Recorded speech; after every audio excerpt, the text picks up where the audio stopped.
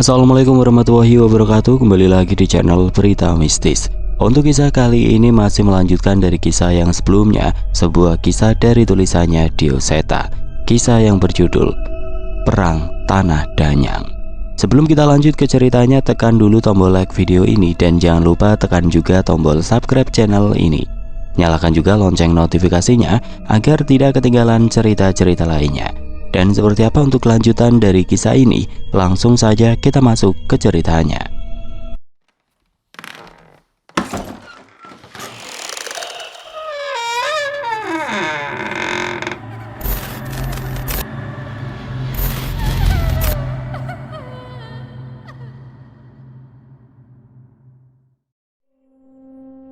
Hujan mengguyur deras, disertai angin kencang yang menerbangkan dedaunan dan menghantam pepohonan. Kilat menyambar tanpa henti, menerangi kegelapan malam dengan cahaya yang menakutkan.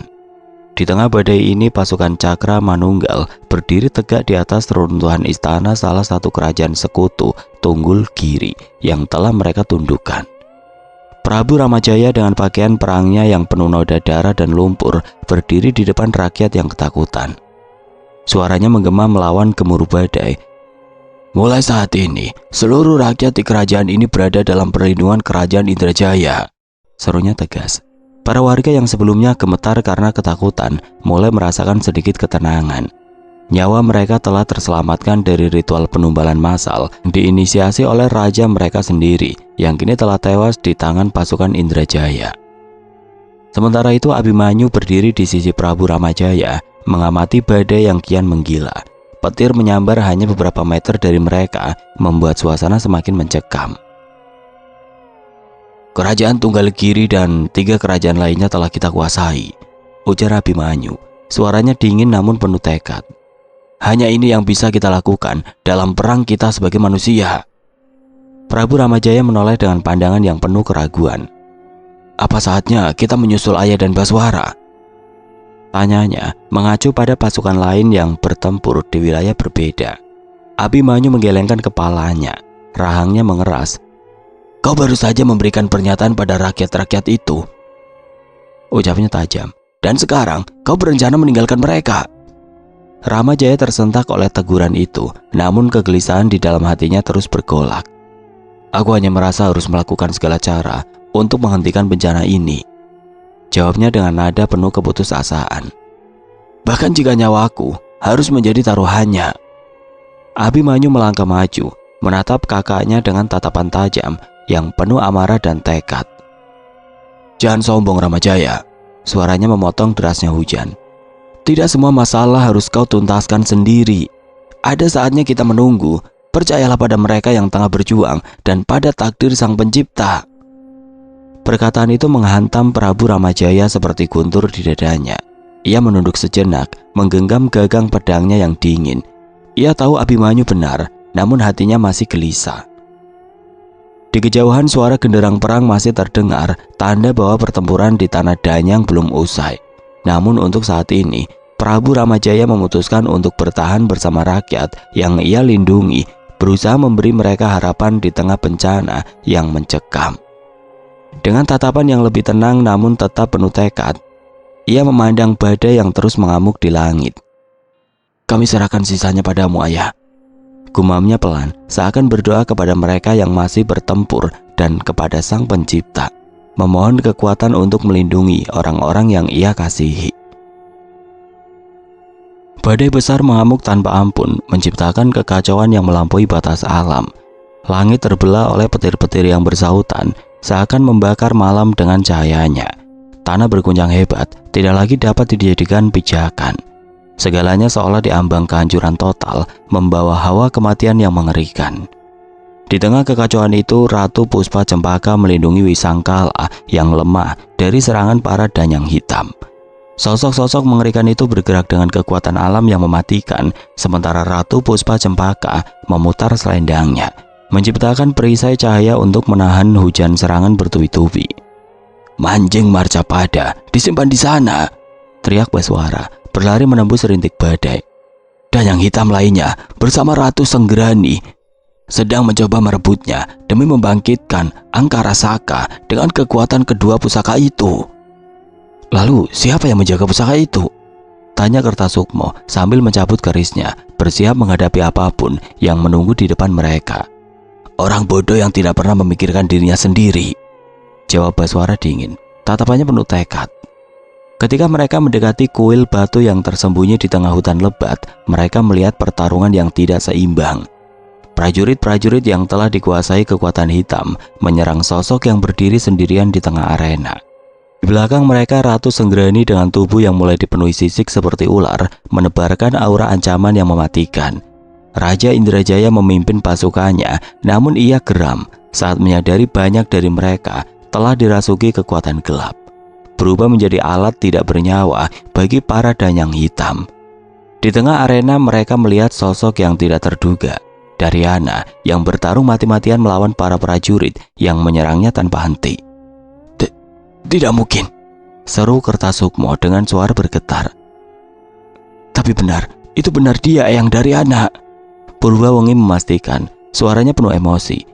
Tanpa ragu Wirabumi menerjang masuk ke dalam pertarungan itu, mengangkat kerisnya tinggi-tinggi sambil mengucapkan, Jagat lelembut, boten duwe wujud, surga loka surga kayangan, langit lan bumi nyawiji. Keris itu dilemparkan ke langit-langit kuil, menancap dengan suara dentuman yang menggema. Seketika api besar muncul dari keris tersebut, menyapu prajurit-prajurit yang telah dirasuki kekuatan gelap. Api jagat bara, seru Ratu Srenggani, matanya melebar saat menyadari kekuatan kuno itu. Jangan pijakan kakimu ke tanah, seru Purbawengi memperingatkan Wirabumi. Mengikuti perintah itu, Wirabumi melompat menggunakan tubuh-tubuh prajurit sebagai pijakan. Benar saja, tanah di bawah mereka seketika dipenuhi ular-ular hitam yang keluar dari dalam bumi, melahap jasad-jasad yang berserakan. Daryana yang menyadari keberadaan cucu-cucunya menciptakan pusaran angin besar dengan gerakan tangannya, menyapu ular-ular itu hingga terhempas dan terpotong oleh angin tajam. Eyang, seru Kertasukmo dengan semangat, berlari menghampiri sambil memenggal kepala prajurit-prajurit gelap yang mencoba menghalanginya. Namun perhatian semua orang teralihkan oleh sosok Raja Indrajaya yang membawa mahkota pusaka Ratu Ular. Mahkota itu, kalian berhasil? Daryana bertanya dengan nada penuh harapan. Ratu Senggrani yang melihat mahkota itu berteriak dengan amarah membara. Bagaimana mungkin? Pusaka Ratu Ular ada pada kalian, pasti ada pengkhianat. Dalam sekejap Ratu Senggrani melesat menuju Raja Indrajaya, namun Purbawengi lebih cepat. Ia berhasil merebut mahkota itu dari tangan Raja Indrajaya dan menyembunyikannya dengan mantra pelindung, membuat Ratu Senggrani makin murka.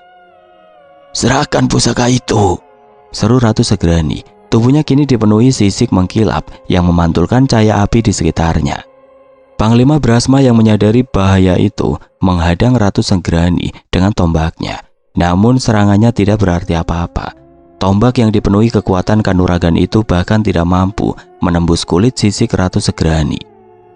Tubuhnya bukan lagi tubuh manusia, ujar Raja Indrajaya dengan nada tegas. Ia mengangkat pedangnya yang bersinar karena sebagian sukmanya telah merasuk ke dalamnya. Sat. Sebuah lubang terbuka di bahu Ratu Senggrani dari pedang Raja Indrajaya yang melayang menembusnya. Darahnya tidak lagi merah, tetesan darah hitam mengalir dari luka itu. Kurang ajar. Walau dalam keadaan terluka itu, Ratu Senggrani mendekat ke Raja Indrajaya dengan cepat mengincar tangannya. Namun saat mengetahui pusaka Ratu Ular itu sudah tidak ada, ia pun berpaling. Kau tidak akan bisa menyembunyikan pusaka itu. Mata Ratu Senggrani menatap pada Purbawengi. Ia sadar hanya Purbawengi yang memiliki kemampuan untuk menyembunyikan keberadaan sebuah benda. Daryana yang menyadari keadaan itu menarik tubuh Purbawengi dan melindunginya di belakang bersama Wirabumi dan Kertasukmo. Tidak akan kumaafkan jika ada yang berani menyentuh cucu perempuanku, hadang Daryana. Kertasukmo dan Wirabumi pun membentuk formasi untuk melindungi Purbawengi dan pusaka yang berada di tangannya itu. Kalian hanya makhluk lemah. Seketika bayangan ular yang begitu besar memasuki bangunan itu dan menggetarkan seluruh kuil. Gila. Kertasukmo tersentak saat mengetahui bayangan itu merasuki Ratu Senggrani. Kedua pusaka itu sudah ada di sini, tidak perlu lagi menahan diri. Suara dari bayangan ular itu menggema. Sosok Ratu Segerani tidak lagi berwujud manusia. Sang danyang hitam telah mengambil alih tubuhnya. Kuil yang melindungi mancing Marcapada itu pun runtuh dengan batuan yang berjatuhan. Dewi Naganingrum tidak tinggal diam. Ia kembali ke wujud naga yang anggun dan melindungi Daryana dan yang lain. Jangan biarkan mereka mendapatkan pusaka itu. Mulailah ritual penyegelan, teriak Dewi Naganingrum. Wirabumi baru menyadari sudah ada binar-binar kekuatan di sudut-sudut ruangan itu, sebuah lambang-lambang bercahaya yang diukir dengan kekuatan kanuragan. Kekuatan alam ketujuh, tanya Wirabumi. Jadi kau pun sudah mengetahuinya? Tanya Daryana yang cukup kagum dengan cucu-cucunya itu. Hanya sedikit, Eyang. Itu pun karena Purbawengi pernah hampir melanggar batas itu, jelas Wirabumi.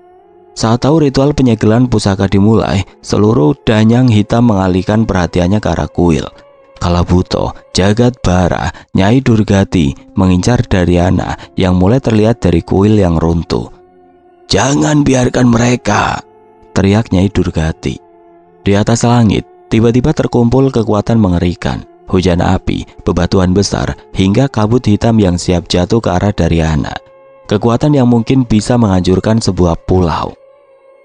Kalian gila. Ratu Puspa Cempaka tidak tinggal diam. Ia berusaha menahan kekuatan yang berkumpul itu bersama danyang yang lain. Bertahanlah.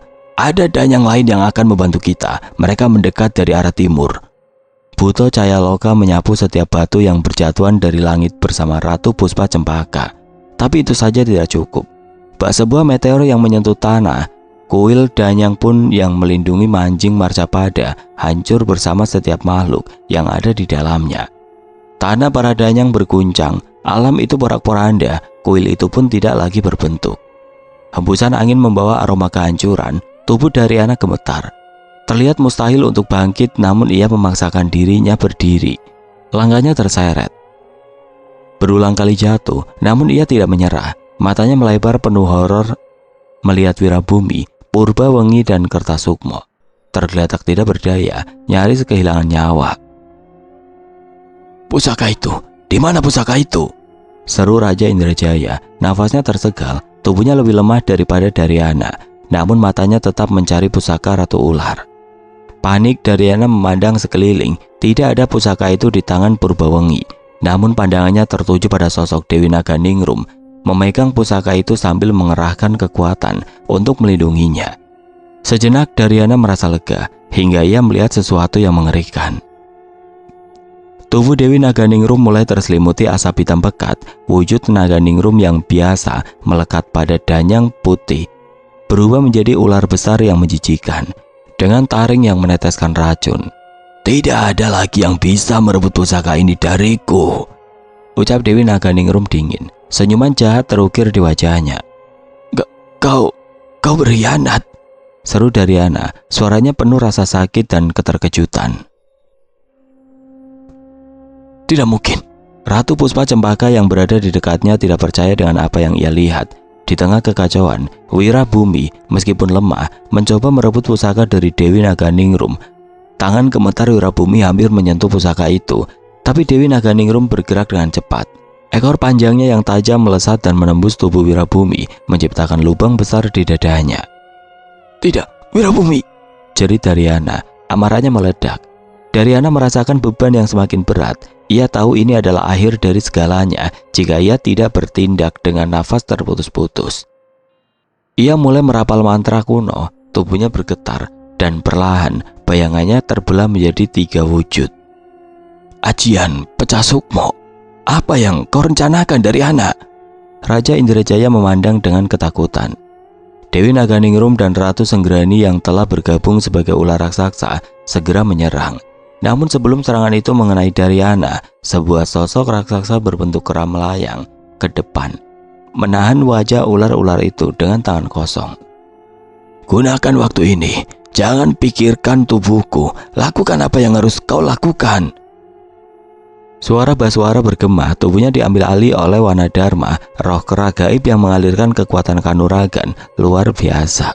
Tubuh Baswara yang kini menyatu dengan Wanadharma terus melawan, darah segar dari mata, mulut, dan telinganya, namun ia tidak peduli. Ia hanya ingin memberi waktu kepada Daryana. Kalian hanya manusia bodoh. Ratu Segerani meraung, membakar tubuhnya dengan asap hitam untuk melepaskan diri dari cengkraman Baswara. Namun Baswara meledakkan energi terakhirnya, menghantam tubuh ular itu hingga terhempas ke tanah. Di sisi lain, Dewi Naganingrum memutuskan untuk menelan pusaka Ratu Ular, menyembunyikannya di dalam tubuhnya. Habisi dia sedang merencanakan sesuatu. Terdengar suara Nyai Durgati dan dari langit memerintah pasukan Danyang Hitam namun Danyang Putih yang setia pada Daryana menahan mereka menciptakan benteng terakhir. Mantra Daryana akhirnya berhenti. Dengan suara serak ia berbisik, "Maafkan aku, bahkan dalam kematian kita harus terus menjaga alam manusia." 3 pecahan sukmanya melayang menuju tubuh Wirabumi, Purbawengi, dan Kertasukmo. Tubuh mereka berpendar, menyatu dengan energi baru. Daryana memandang rekan-rekannya menyebut nama mereka satu persatu. "Sukma Sambara akan menggantikan tugas Manjing Marcapada," ujar Daryana. Kata-kata itu menggema di seluruh arena, menimbulkan kepanikan di pihak Danyang Hitam. Manjing Marcapada, pusaka suci yang selama ini dilindungi, akhirnya terbuka. Batu berusia ribuan tahun yang melindunginya pecah, mengungkapkan luapan energi bercahaya yang ditutup-tutupi oleh raksasa kuno. Cahaya itu menyeruak menciptakan tekanan besar yang menekan semua makhluk, baik Danyang putih maupun hitam. "Tidak, hentikan!" teriak Dewi Naganingrum menggema, dipenuhi ketakutan yang tidak pernah terlihat sebelumnya. Namun Baswara, meski tubuhnya mulai kehilangan bentuk manusiawi, mengerahkan seluruh kekuatannya bersama Wanadharma, menciptakan ledakan energi terakhir yang menghentikan langkah Dewi Naganingrum, memantulkannya jauh ke tanah. "Asap hitam ini, kehancuran tidak terhindarkan tanpa kekuatan penyeimbang," teriak Nyai Durgati. Wajahnya pucat karena memahami apa yang akan terjadi. "Lakukan Daryana," seru Baswara. Tubuhnya mulai menghilang dalam pancaran cahaya gaib. "Segila apapun rencanamu, aku percaya padamu." Raja Indrajaya dengan tubuh penuh luka dan pedang yang bergetar di tangannya mengangkat senjatanya ke langit. "Lakukan Daryana. Aku, keturunan leluhur Indrajaya, memberkatimu dengan seluruh restu para leluhur." Krak. Tanah berguncang hebat ketika Manjing Marcapada, pusaka legendaris itu, bergetar hebat di tangan Daryana. Aksara-aksara gaib yang menyelubunginya bersinar terang sebelum akhirnya pecah, menghantarkan ledakan cahaya putih murni yang memancar ke seluruh penjuru tanah para Danyang. "Tidak!" cerita Nyai Durgati terdengar memekakan, penuh ketakutan. Para Danyang Hitam mendadak kehilangan kekuatannya, tubuh mereka goyah seolah tidak lagi sanggup berdiri. "Apa yang dilakukan?" seru Kalabuta marah dan kebingungan. "Angkara Saka tidak akan bisa dibangkitkan, tapi alam manusia tetap akan musnah tanpa keseimbangan." Di sisi lain, para Danyang Putih hanya terdiam, menatap kehancuran pusaka agung mereka. Tidak ada yang menyangka Daryana akan menghancurkan sesuatu yang menjadi inti keseimbangan dunia. "Itulah alasan kita harus menguasai alam manusia." Nyai Durgati memandang penuh kebencian. "Manusia memang makhluk bodoh yang selalu menghancurkan keseimbangan." Tanah para Danyang terus bergetar, retakan demi retakan memunculkan aura kehancuran. Namun kali ini bukan karena pertempuran, melainkan karena dampak langsung dari rusaknya keseimbangan yang selama ini dijaga Manjing Marcapada. "Urus nasib kalian sendiri." Suara dingin Jagat Bara memecah keningan. Api yang selama ini menyelubungi tubuhnya padam. "Wilayah Danyang Putih akan hancur, dan itu ulah kalian." Dengan itu ia melayang pergi, diikuti oleh para Danyang Hitam lainnya yang kehilangan tujuan setelah harapan membangkitkan Angkara Saka musnah. Namun mereka tetap menatap ke arah medan pertempuran, menunggu. Getaran tanah mulai mereda, bencana besar yang diperkirakan akan meluluhlantakkan tanah para Danyang tidak terjadi. Di tengah runtuhan, cahaya putih berpendar, membentuk 4 sosok roh yang melayang di atas sisa-sisa Manjing Marcapada. "Itu mereka," bisik Ratu Puspa Cempaka dengan nada getir. Ia melangkah mendekati 4 roh itu, namun sosok-sosok tersebut tidak menunjukkan tanda-tanda kesadaran. Mereka hanyalah wujud energi murni, menggantikan kekuatan Manjing Marcapada yang telah hancur. "Daryana!" Baswara terbaring tidak berdaya, mencoba membuka matanya. Apa yang sebenarnya terjadi? Raja Indrajaya dengan suara bergetar memandang ke arah Dewi Agni, salah satu dari sedikit yang tetap berdiri. Keempat darah Sambara telah menyegel Manjing Marcapada dalam diri mereka sendiri, jelas Dewi Agni. Api putihnya kini berubah lembut, menyelimuti keempat roh itu. Itulah jalan terakhir yang dipikirkan Daryana untuk menyelamatkan alam manusia dan wilayah Danyang Putih. Mereka mati? Tanya Baswara lirih, hampir tidak berani mendengar jawabannya. Mati? Buto Cayaloka yang tubuh raksasanya berpendar samar tertawa getir. Mati hanyalah konsep yang kalian manusia ciptakan bagi kami, para Danyang, selama keberadaan kami masih terasa di alam ini. Tubuh atau tidak, kami tetap hidup. Perang tanah para Danyang berakhir dengan tragis. 4 manusia yang berjuang untuk keseimbangan kini tidak lagi bernyawa, namun keberadaan mereka tetap abadi di tempat ini, menjadi pilar baru keseimbangan yang menggantikan Manjing Marcapada. Namun bencana di alam manusia masih menyisakan jejak kehancuran. Gunung-gunung meletus, lautan bergolak, dan ribuan nyawa melayang. Semua itu menjadi harga yang harus dibayar demi menghentikan ancaman Angkara Saka. Di tempat yang sama, keempat roh itu kini berdiri di antara para Danyang, menanti saat mereka sadar kembali menjadi penjaga baru yang memastikan keseimbangan dunia tetap terjaga, melawan bayangan gelap yang mungkin datang di masa depan. Kembali ke sudut pandang Danan. Hancurnya pendopo kunci jagat menjadi awal dari kehancuran besar. Kehancuran itu menandakan kebangkitan para Danyang hitam, makhluk-makhluk penguasa kegelapan yang kini menghuni jagat Segoro Demit. Setelah berharap langsung dengan Dewi Naganingrum, keberadaan Kalabuto benar-benar membuatku sadar betapa besar jurang kekuatan antara kami, manusia, dengan mereka para Danyang. Selain Dewi Naganingrum dan Kalabuto, apakah ada lagi makhluk yang lebih mengerikan dari mereka? Tanya Mas Jagat dengan nada cemas. Suaranya hampir tenggelam oleh derak api unggun di tengah malam yang dingin. Kami semua terdiam, hanya suara kayu terbakar yang mengisi keheningan. Api unggun di tengah-tengah kami menjadi perlindungan sementara, melindungi kami dari kegelapan yang seolah menyaksikan setiap gerakan kami. Eyang Purbawengi memecah keheningan dengan suara beratnya. Roro Mayit, penguasa alam kematian. Di dekatnya, nyawa manusia hanyalah permainan, pengikutnya tidak bisa mati, seburuk apapun tubuh mereka dihancurkan. Aku menelan ludah, membayangkan kengerian sosok itu. Lalu ada Jagat Bara, penguasa api bumi. Tambah Eyang Wirabumi, menggenggam kerisnya yang berkilauan oleh percikan api. Dialah sumber dari segala lahar gunung berapi dan api gaib. Semua kobaran api berasal darinya. Eyang Kertasukma melanjutkan dengan nada getir. Nyai Durgati, ibu dari segala kutukan. Ia adalah titisan Dewi Durga, pencipta setan-setan yang menghantui alam manusia. Hanya 3 nama yang disebutkan, tapi tubuhku, Pak Le, dan Mas Jagat sudah terasa dingin oleh ketakutan.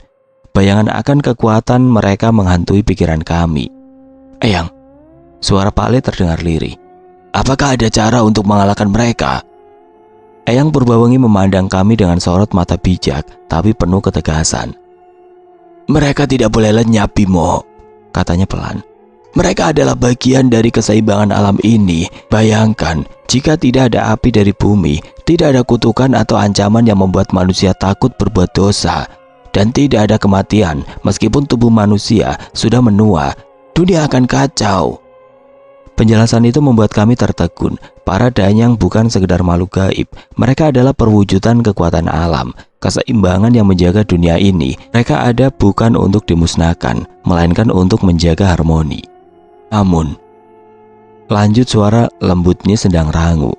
Segala hal di alam ini memiliki penyeimbang. Kekuatan yang mampu menahan mereka juga ada. Kita hanya perlu menemukannya. Aku menatapnya. Wajahnya terlihat tegas, meskipun jelas ada kecemasan yang coba ia sembunyikan. Jadi, selain mencari pusaka Ratu Ular, kita juga harus menemukan penyeimbang kekuatan danyang-danyang itu. Tanyaku, mencoba memastikan. Eyang Purbawengi mengangguk. Kejadian di masa lalu membuat kami bertiga, Aku, Wirabumi dan Kertasukma tewas dan terjebak di alam gaib. Sukma, kami tidak memiliki kekuatan penuh di alam manusia.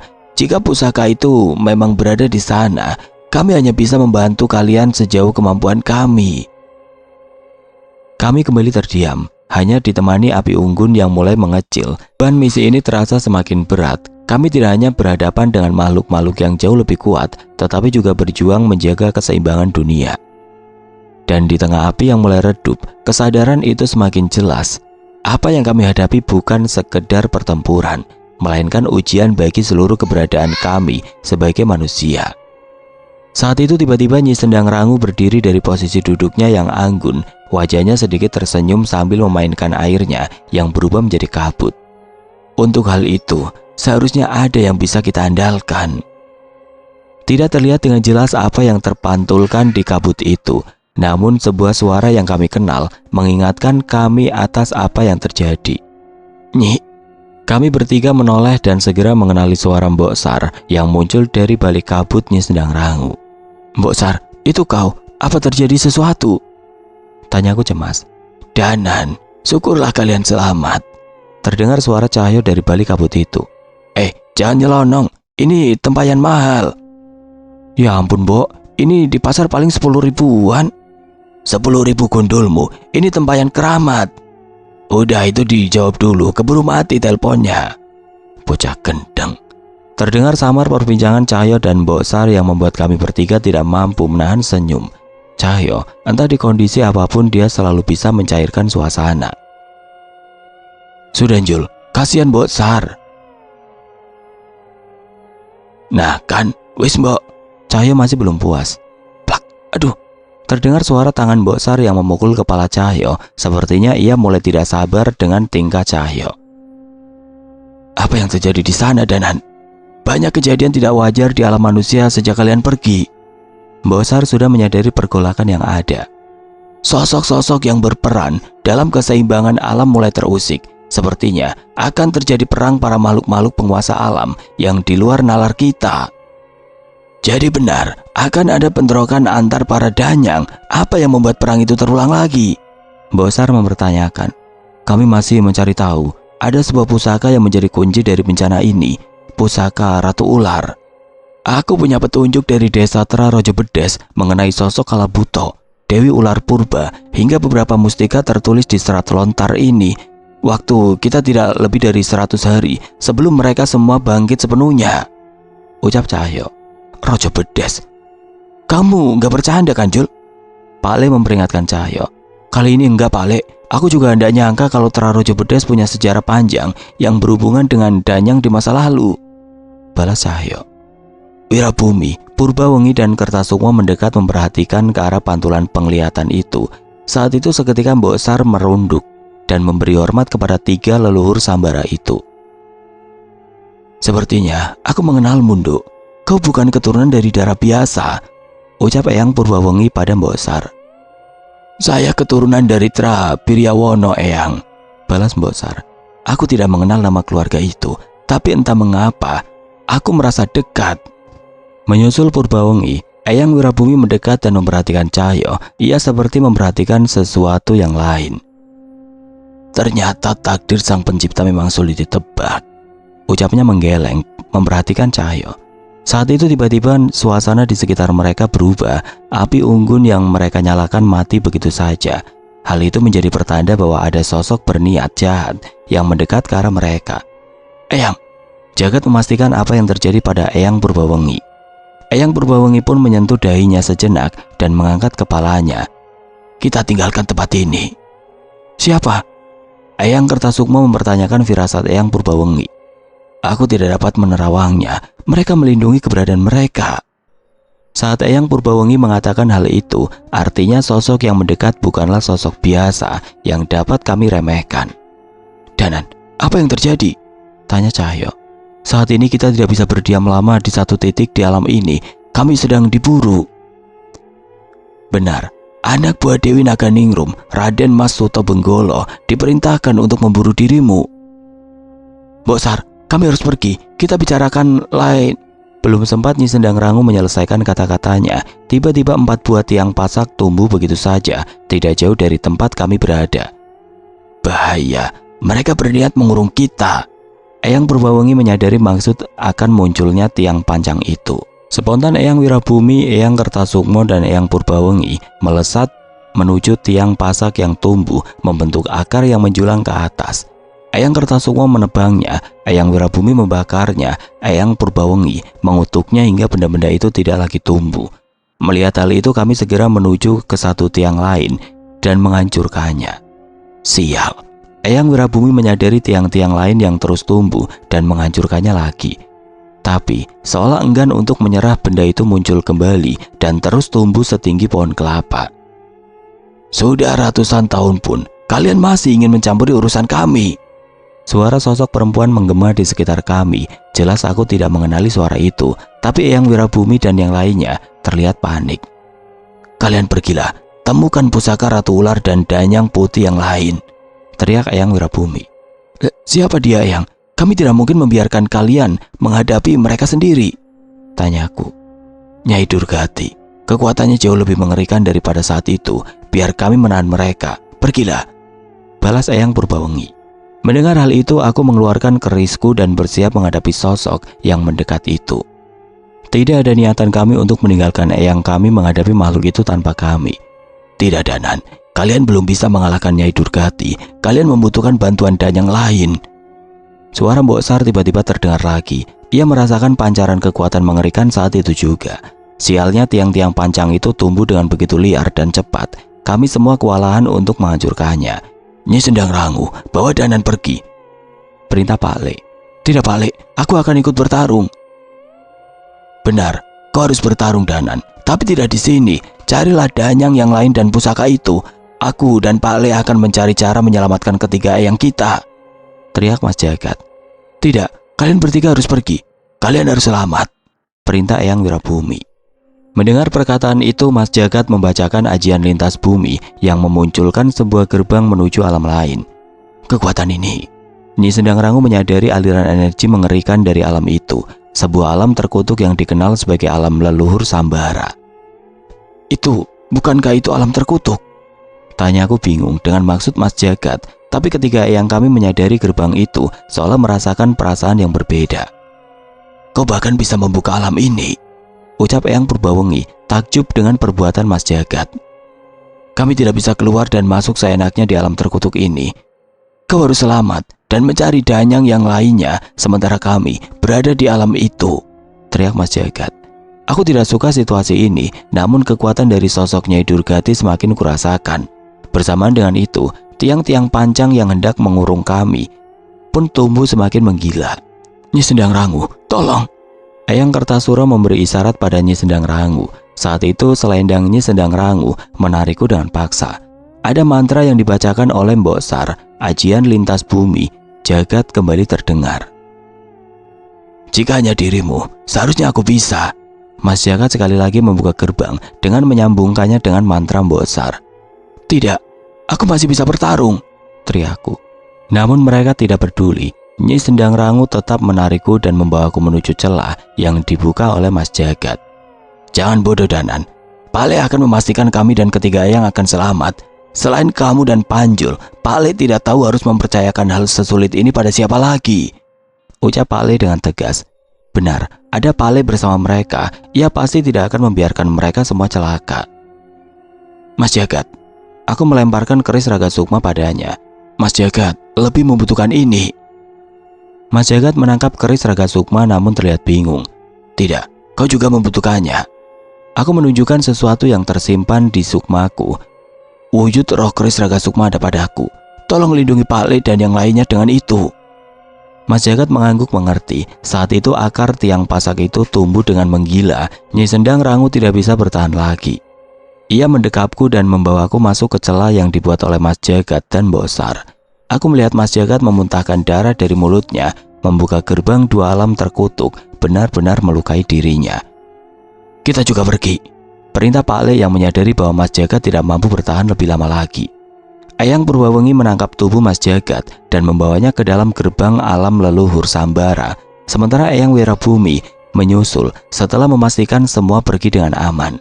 Aku cukup lega saat melihat mereka berhasil pergi sebelum celah jagat Segoro Demit menutup. Namun saat itu juga, aku melihat sosok yang mereka sebut dengan nama Nyai Durgati.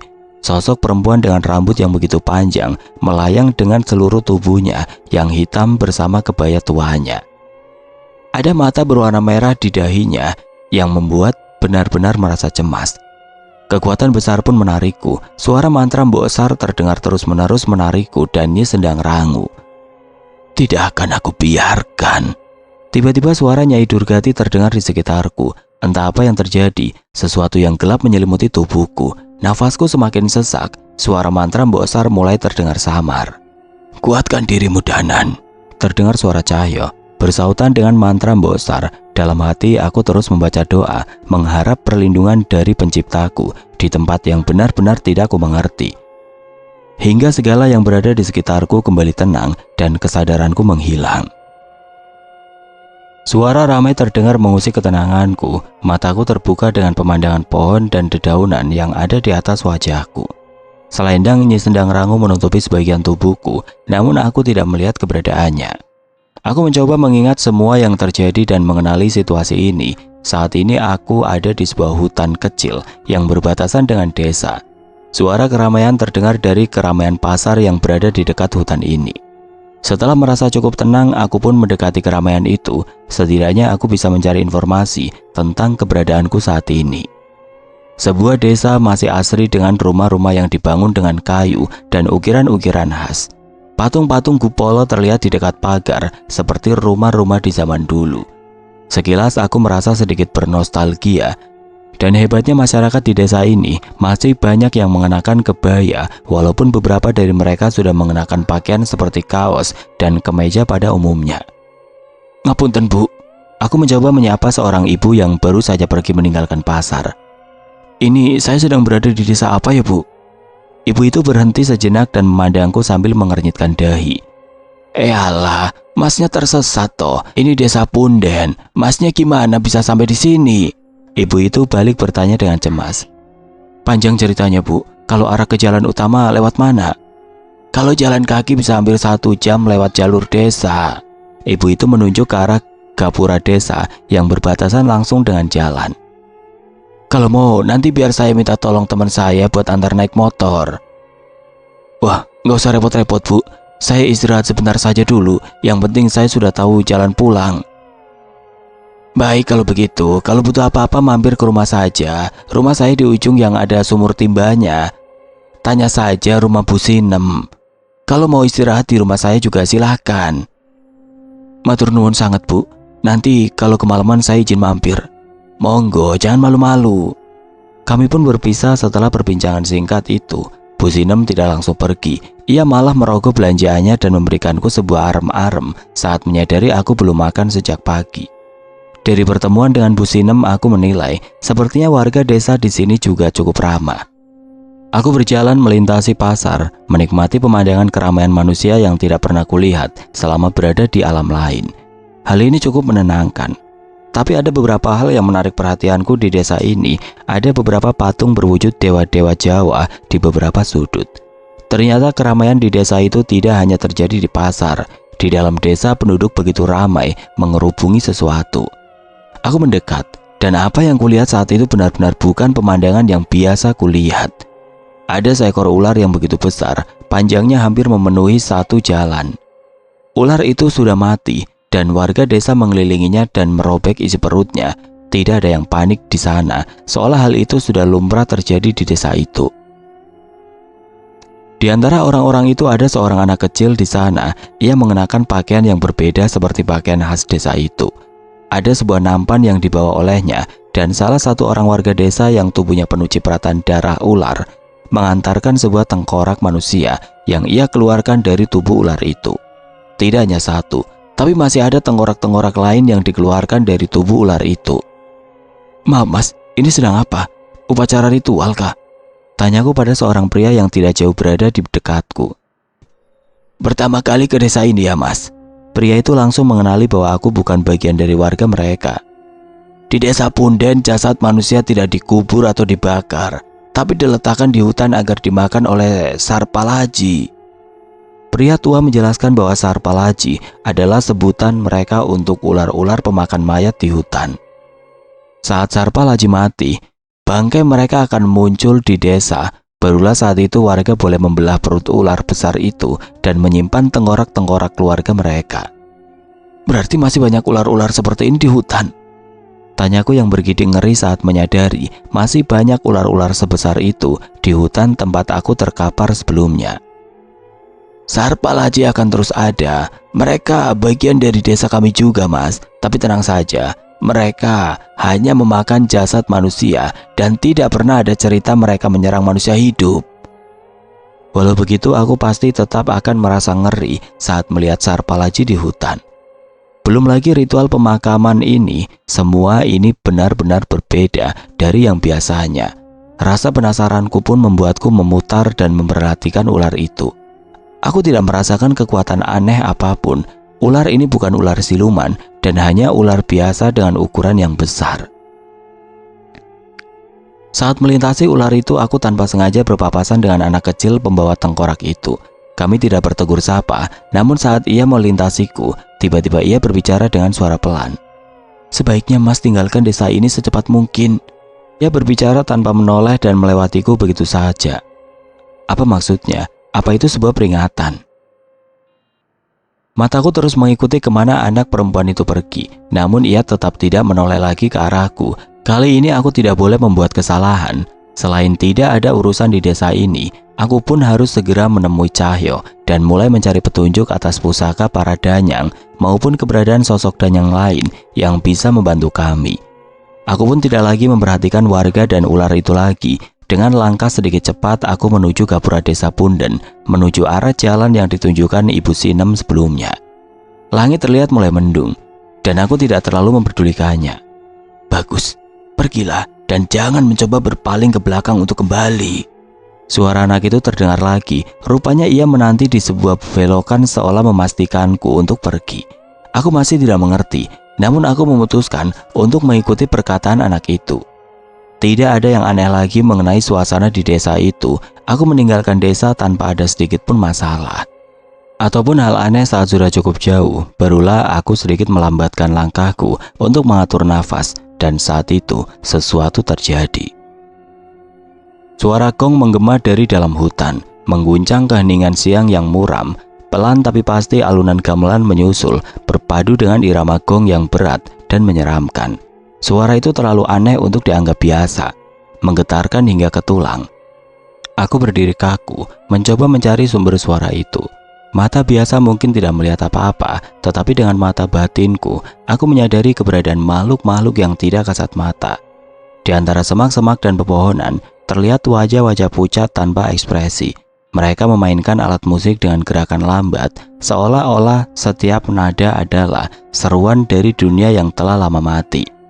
Semakin aku mencoba mengabaikan mereka dan terus berjalan, suara itu justru semakin mendekat. Dan kini wajah-wajah itu bermunculan lebih banyak dari segala arah, mengintai dari balik pepohonan dan dedaunan yang rimbun. Meskipun hari masih siang, bayangan mendung dan rimbunya pepohonan membuat jalanku terasa seperti berjalan di tengah malam. Ketika aku mempercepat langkah untuk melarikan diri, aku terhenti oleh sesuatu yang lebih mengerikan di depan. Di depanku kerumunan tanpa kepala menari mengikuti alunan gamelan yang terus mengalun. Tubuh-tubuh itu bergerak serempak dengan irama, seperti boneka yang dikendalikan oleh sesuatu yang tidak terlihat. Aku teringat anak itu, bocah yang membawa tengkorak ular pemakan mayat. Jika tengkoraknya sudah diambil, maka tubuh-tubuh ini. Aku mencoba berpaling, tetapi suara gamelan semakin mencekam, seolah-olah memaksaku untuk tetap menyaksikan. Di mata manusia biasa, mungkin hanya terdengar suara gending dan tarian aneh. Namun di mata batinku, aku melihat roh-roh gelap, pemain gamelan, dan tubuh manusia yang kehilangan kepala terus menari, seperti menyambut sesuatu. Aku harus pergi. Aku memaksa kakiku untuk melangkah melewati mereka, tetapi sebelum aku sempat melarikan diri, tekanan kuat dari arah desa menghentikan langkahku. Tubuhku gemetar. Dari kejauhan aku melihat sesuatu melayang mendekat. Sosok itu terus berubah-ubah, kadang terlihat seperti pocong, kadang mayat, kadang roh perempuan dengan tatapan kosong. Wujudnya tidak pasti, tetapi auranya begitu kuat, seperti kematian itu sendiri sedang mendekatiku. "Kau belum boleh pergi." Suaranya menggelegar, tetapi disusul dengan tawa lirih yang terdengar aneh dan tidak wajar. Sosok itu melayang mendekat, sementara tubuhku terasa terkunci oleh ketakutan. Aku tahu ini bukan sembarang makhluk. Sosok ini, dia pasti memiliki kaitan dengan Roro mayit, atau mungkin dia sendiri adalah penguasa kematian itu. Langkahku tertahan, tubuhku lunglai. Gending gamelan yang terus bergema membuat kakiku lemah, sementara sosok itu perlahan berubah. Dari makhluk menyeramkan, ia mengambil bentuk seorang perempuan dengan wajah cantik dan anggun, namun dengan kulit yang pucat dan mata yang kosong. "Jangan takut," ucapnya dengan suara lembut, berbeda jauh dari sosok sebelumnya. Suaranya terdengar menenangkan, tetapi aku tahu betul ini hanyalah tipu muslihat.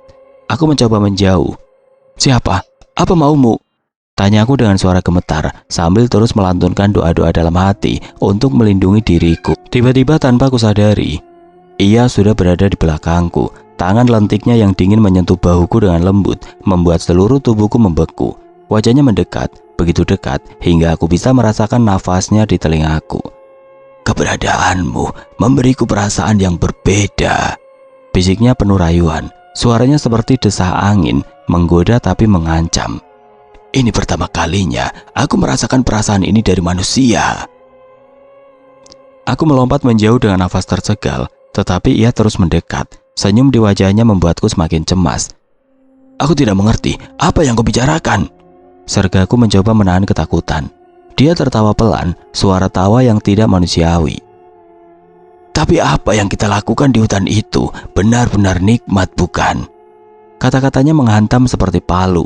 Samar-samar ingatan yang buram mulai kembali. Aku melihat diriku di hutan bersama sosok ini. Aku tidak tahu apa yang telah terjadi, tetapi rasa bersalah dan ketakutan menggerogoti hatiku. "Bukankah kita sama-sama menikmatinya?" bisiknya lagi, kini menyandarkan kepalanya di bahuku. Wajahnya yang pucat terlihat begitu tenang, tapi matanya penuh rayuan. "Jadilah pengantinku." Aku tersentak, mundur perlahan, tetapi di dalam hati aku tahu aku sudah terjerat dalam permainan gelapnya. Suara gamelan semakin keras, seolah mengiringi langkah-langkahku menuju takdir yang tidak dapat kutebak.